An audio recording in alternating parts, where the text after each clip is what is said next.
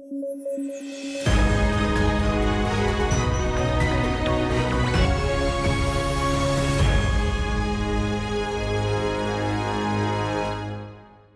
News at 9 programme में आपका स्वागत है। मैं हूं अमृत उपाध्याय। आइए जल्दी से देखते हैं आज की हेडलाइन। देवबंद ने जारी किया फैसला, कोई अन्य भाषा सीखने की मनाही, एनसीपीसीआर ने लिया संज्ञान। डब्ल्यूटीओ ने भारत और ईयू को दिया वक्त, द्विपक्षीय स्तर पर सुलझाएंगे मामला, घरेलू निर्माताओं के हितों के लिए भारत हुआ सख्त। और आईसीएमआर ने टीबी के लिए की वर्कशॉप, तकनीक के इस्तेमाल पर जोर, 2025 तक टीबी उन्मूलन रखा गया लक्ष्य।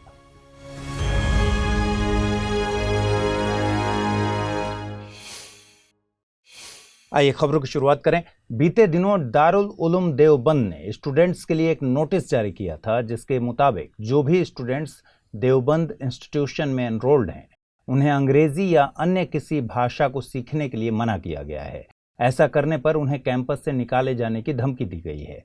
इस पर एनसीपीसीआर यानी national commission for protection of child rights ने सहारनपुर के डिस्ट्रिक्ट मजिस्ट्रेट को पत्र लिखा है, जिसमें देवबंद के एजुकेशन डिपार्टमेंट के खिलाफ एक्शन लेने की बात कही गई है।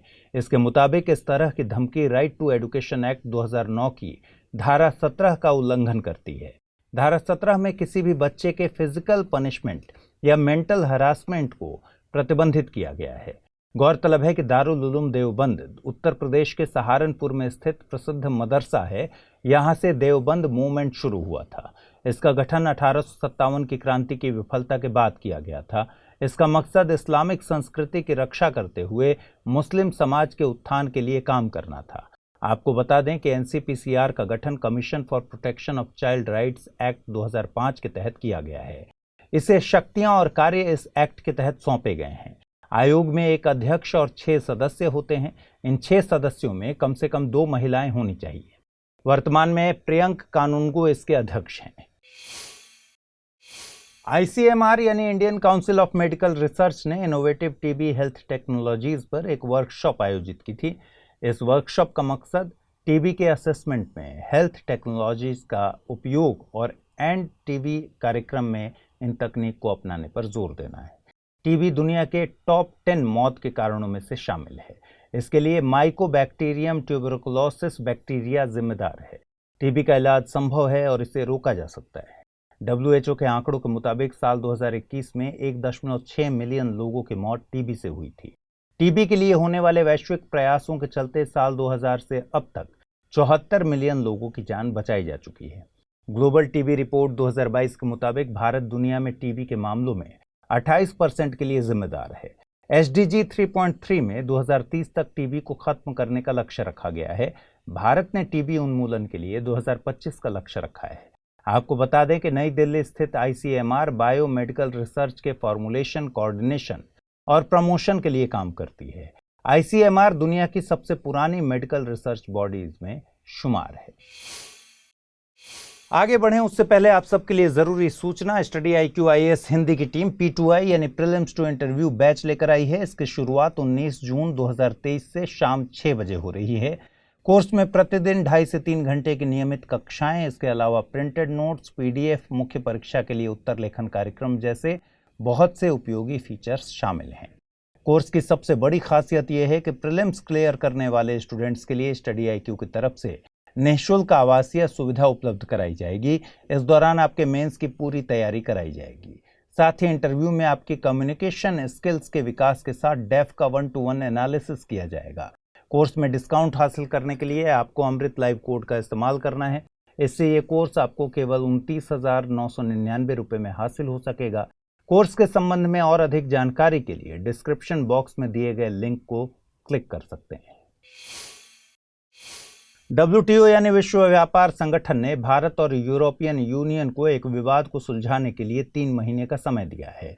दरअसल दोनों पक्षों ने विवाद को द्विपक्षीय तौर पर निपटाने के लिए समय मांगा है। इसी के मद्देनजर WTO की डिस्प्यूट सेटलमेंट बॉडी ने अतिरिक्त समय दिया है। भारत ने सूचना और प्रौद्योगिकी के कुछ उत्पादों पर आयात शुल्क लागू किया है। EU के मुताबिक ये वैश्विक व्यापार नियमों के खिलाफ है। विश्व व्यापार संगठन के नियमों के मुताबिक विश्व व्यापार संगठन के किसी सदस्य को ऐसा लगता है कि कोई खास व्यापार नियम विश्व व्यापार संगठन के मानकों के खिलाफ है, तो वे सदस्य जिनेवा स्थित बहुपक्षीय निकाय में मामला दर्ज करा सकते हैं। विवाद को सुलझाने के लिए सबसे पहले द्विपक्षीय परामर्श लिया जाता है।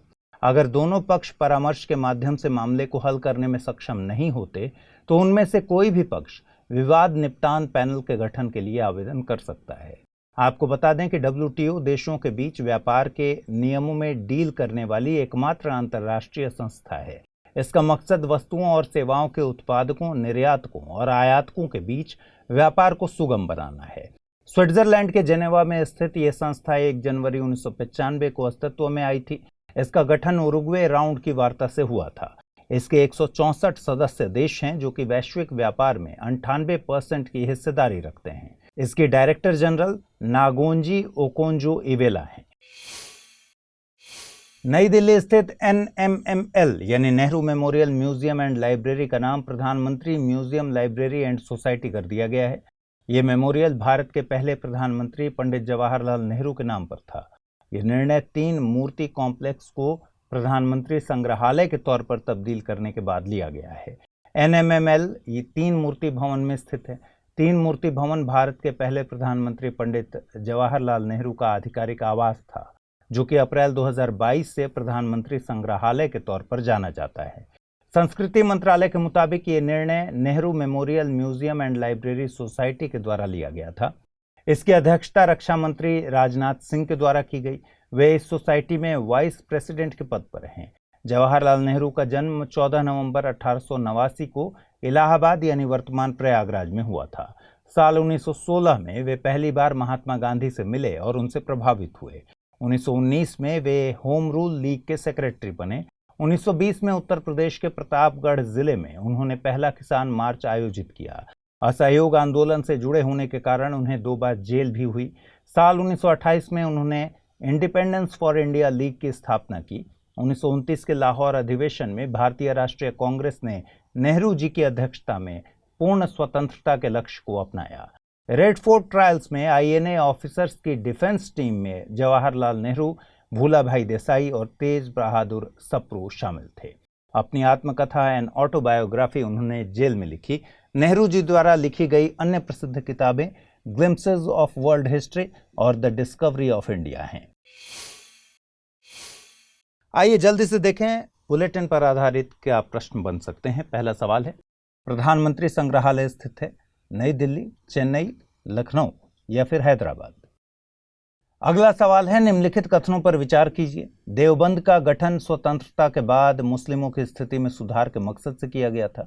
विश्व व्यापार संगठन का मुख्यालय जिनेवा में है।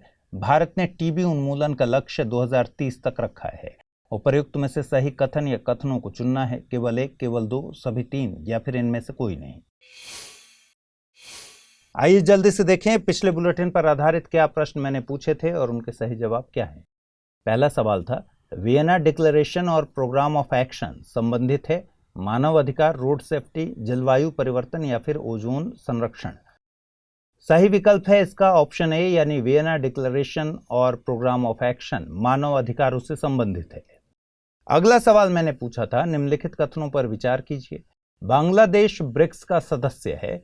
विश्व बैंक ने दक्षिण एशिया में अपना पहला रोड सेफ्टी प्रोजेक्ट बांग्लादेश में लॉन्च किया है। विधि आयोग एक संवैधानिक संस्था है। उपर्युक्त में से सही कथन या कथनों का चुनाव करना था, केवल 1, केवल 2, सभी 3, इनमें से कोई नहीं। इसका सही जवाब है विकल्प ए, यानी केवल एक कथन सही है, बांग्लादेश ब्रिक्स का सदस्य नहीं है। विधि आयोग एक गैर सांविधिक संस्था है। तो आज के बुलेटिन में इतना ही रखते हैं। अगर आप इस बुलेटिन की PDF हासिल करना चाहते हैं तो अमृत उपाध्याय 007 टेलीग्राम चैनल पर जाइए, जहां इसकी PDF रोजाना हासिल होती है। आज पूछे गए सवालों का जवाब जरूर कमेंट बॉक्स में दीजिए। अपना अच्छे से ख्याल रखिए, ठीक से पढ़ाई कीजिए। कल रात 9 बजे पूरे हफ्ते के कंपाइलेशन के साथ आपसे मिलेंगे। नमस्कार।